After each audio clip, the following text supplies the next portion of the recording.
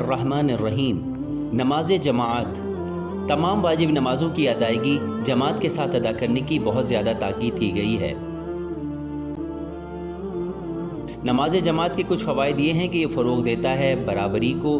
गरीब और अमीर लोग हर रंग व नस्ल से ताल्लुक़ रखने वाले कंधे से कंधे मिलाकर अल्लाह ताला के सामने एक साथ खड़े होते हैं।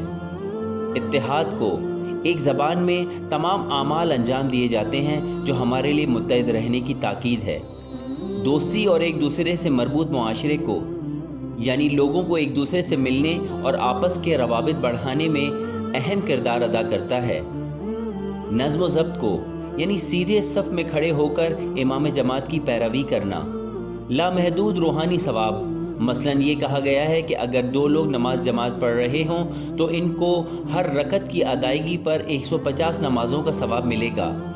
अगर 3 लोग नमाज जमात में शामिल हों तो हर रकत में 600 नमाज़ों का सवाब, और अगर 10 से ज़ायद अफराद शामिल हो जाएं तो इसके सवाब का इल्म अल्लाह तबारक व तआला के पास ही है। नमाज जमात का तरीका। अमूमन जो शख्स नमाज पढ़ा रहा होता है वो इमाम जमात कहलाता है। अगर इक़्तिदा करने वाला मर्द हो तो बाकी अफराद इमाम के पीछे खड़े होकर इसकी इक़्तिदा में नमाज अदा करते हैं। अगर इमाम जमात औरत हो और पीछे खड़े मुक्तदी भी ख़वातीन हों तो एहतियात वाजिब की बिना पर इमाम जमात और मुक्तदी एक ही सफ़ में खड़े होंगे। ख़ातून इमाम जमात सबसे आगे खड़ी नहीं होंगी।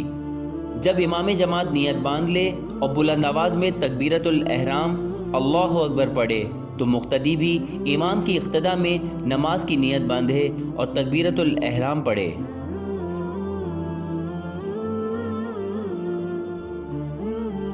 नमाज जमात में क्या मुस्तहब है? जब तक पीछे खड़े अफराद खुद न चाहें, इमाम इस बात को मलहूज़ खातिर रखे कि कुनूत और रुकू ज़्यादा तवील न हों, क्योंकि हो सकता है कि बूढ़े और कमज़ोर अफराद के लिए अदायगी मुश्किल हो।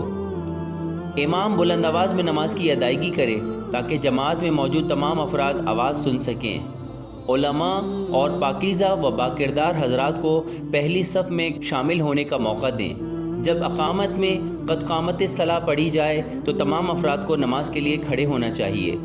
नमाज में क्या पढ़ा जाए और क्या ना पढ़ा जाए। क़याम की हालत में अगर इमाम जमात मर्द हो तो वह फ़ज्र, मग़रिब और इशा में बुलंद आवाज़ में सूरह की तिलावत करे, लेकिन ज़ोहर और असर में बिस्मिल्लाह के अलावा सूरे आहिस्तगी के साथ तिलावत करे। मगर अगर औरत है तो फ़जर, मग़रिब और इशा में 2 सूरे मख्फियाना या बुलंद आवाज़ में पढ़ सकती है। लेकिन अगर कोई नामहरम मौजूद हो तो इसकी मौजूदगी में आहिस्तगी के साथ सूरों की तिलावत की जाएगी। मुक्तदी को 2 सूरों के अलावा हर चीज़ पढ़नी चाहिए।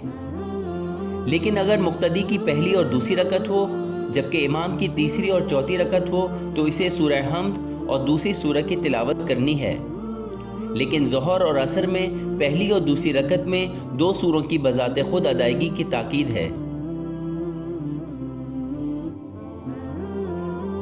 तीसरी और चौथी रकत में जब इमाम तस्बीहात अरबा पढ़ रहा हो तो मुक्तदी भी इन तस्बीहात को मख्फियाना अदा करे ताकि वो इमाम जमात के ज़िक्र में मुख़िल न हो।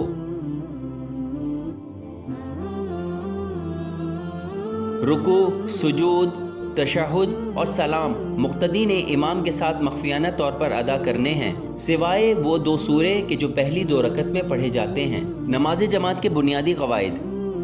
तकबीरतुल एहराम के अलावा मुक्तदी इमाम जमात से पहले नमाज के अस्कार पढ़ सकता है। नमाज के अरकान की अंजामदही इमाम जमात के साथ या थोड़े वक्फे से अंजाम देना ज़रूरी है। इमाम से पहले अंजाम देना ममनू है। इमाम जमात के लिए ज़रूरी शराइत ये हैं। इमाम जमात में ये खुसूसियात होनी चाहिए। नंबर 1, शरई एतबार से बालिग़ हो।